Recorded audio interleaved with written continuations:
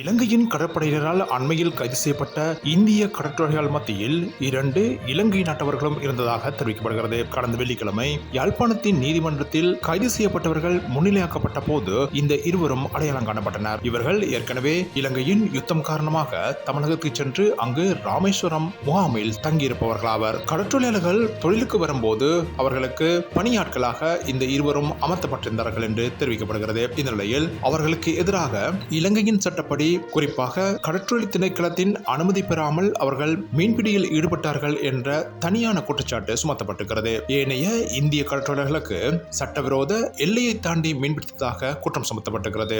இந்த நிலையில் இந்திய கடற்றொழிலாளர்களுக்கு பெரும்பாலும் ஒத்திவைக்கப்பட்ட சிறை தண்டனை வழங்கப்படலாம் என தெரிவிக்கப்படுகின்ற போதும் இலங்கையிலிருந்து இடம்பெயர்ந்து தற்போது இந்திய கடற்றொழிலாளர்களுக்கு மத்தியில் கைது செய்யப்பட்டுள்ள இந்த 2 இலங்கையர்கள் தொடர்பில் நீதிமன்றம் வழங்கப் போகும் தீர்ப்பு எதிர்பார்க்கப்படுகிறது.